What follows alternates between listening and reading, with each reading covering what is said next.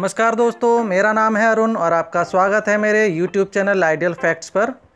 आज के इस वीडियो में मैं आपके लिए होली के त्यौहार की रोचक जानकारी व महत्वपूर्ण तथ्य लेकर आया हूं। दोस्तों, आमतौर पर सभी लोग इस त्यौहार की जानकारी रखते हैं, परंतु क्या इस त्यौहार की बारीक जानकारी व इसके पीछे वैज्ञानिक कारणों से भी आप अवगत हैं?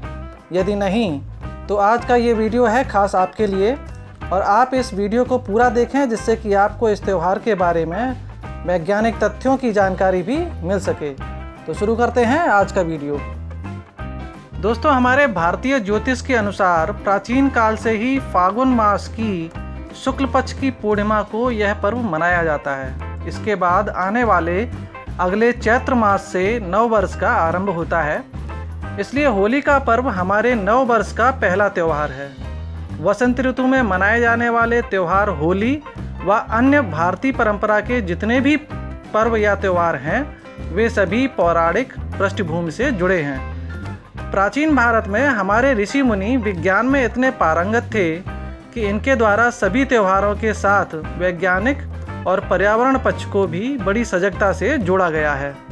दोस्तों, सबसे पहले इस त्यौहार के इतिहास में प्रचलित पौराणिक कथाओं में से सबसे चर्चित कहानी के बारे में आपसे बात करते हैं। ये कहानी शुरू होती है ब्रह्मदेव के मानस पुत्र मारीच और मारीच से उनके पुत्र महर्षि कश्यप से। महर्षि कश्यप जी की गिनती हमारे तारामंडल में चमकते सितारे सप्त ऋषियों में भी होती है। हमारे वेदों व पुराणों में भी यह बताया गया है कि महर्षि कश्यप के द्वारा ही पृथ्वी पर विभिन्न जीवों की उत्पत्ति हुई है। इनमें देव, दानव, नाग, किन्नर, जलचर, थलचर व नभचर आदि सभी प्रकार के जीव शामिल हैं। महर्षि कश्यप का विवाह प्रजापति दक्ष की 13 कन्याओं के साथ हुआ था। उनमें से अदिति व दिति प्रमुख थीं। अदिति के द्वारा देवताओं के राजा इंद्र व अन्य देवताओं की उत्पत्ति हुई थी। वहीं दिति के द्वारा हिरण्यकश्यप व हिरण्याक्ष जैसे विकट दानवों की उत्पत्ति हुई थी। इस कहानी में भगवान विष्णु द्वारा वराह अवतार में हिरण्याक्ष का वध किया गया था, इसलिए हिरण्यकश्यप अपनी भाई की मृत्यु के शोकवश भगवान नारायण के विरुद्ध हो गया। अपने भाई हिरण्याक्ष की मृत्यु का बदला लेने हेतु उसने ब्रह्मदेव की घोर तपस्या कर उनसे अमरता का वरदान मांगा, परंतु अमरता का वरदान ना मिलने पर उसने ऐसा वर मांगा कि उसे मारना कठिन हो जाए।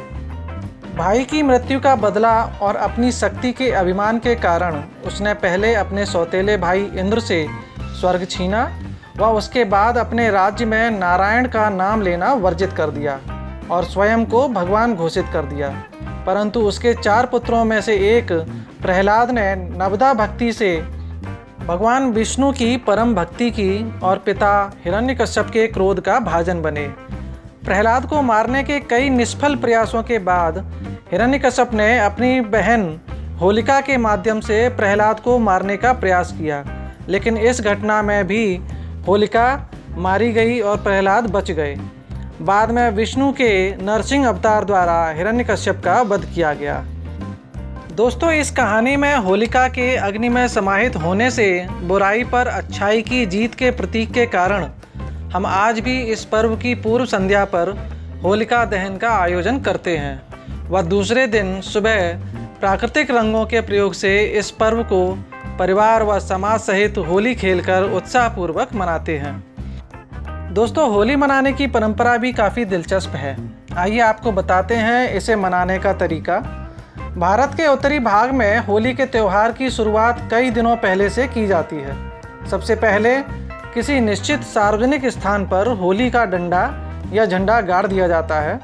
फिर वहां अग्नि के लिए सूखी लकड़ियां और गाय के गोबर से बने उपले एकत्र कर रखे जाते हैं। इसी प्रकार अपने घरों के लिए भी गाय के गोबर से विशेष प्रकार के उपले बनाए जाते हैं, जिनके बीच में छेद होता है। इस छेद में मूंज की रस्सी डालकर माला बनाई जाती है, जिसे हम कई नामों से जानते हैं। जैसे बिहार में हम इसे भरभोलिया कहते हैं, बाकी अन्य जगहों पर इसे गुलरियाँ के नाम से भी बुलाया जाता है। इसकी कई मालाओं को व्यवस्थित करके इसे घर के अहाते या खुले आंगन में रखा जाता है। होली के पूर्व संध्या पर पुरोहितों द्वारा चुने गए सही समय पर होलिका दहन किया जाता है। वह सभी लोग उस अग्नि स्थान की पूजा करके उस अग्नि के चक्कर लगाते हैं। दहन के समय उसमें से अग्नि लेकर अपने घरों में स्थित छोटी होली को जलाकर उसमें नए अनाज जैसे गेहूं की बाली व चने के होले आदि को भूनकर अग्नि में चढ़ाया जाता है। गाँव में देर रात तक होली के गीत गाए जाते हैं व नृत्य आदि का आयोजन किया जाता है।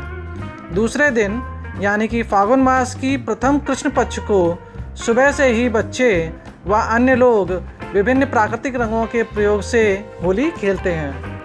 होली खेलने के बाद सभी मित्र आपस में मिलते हैं, अपने सगे संबंधियों से मिलते हैं। सभी सामाजिक लोग आपस में अपने पुराने गिले शिकवे मिटाकर एक दूसरे को रंग लगाते हैं व मिष्ठान खाते हैं।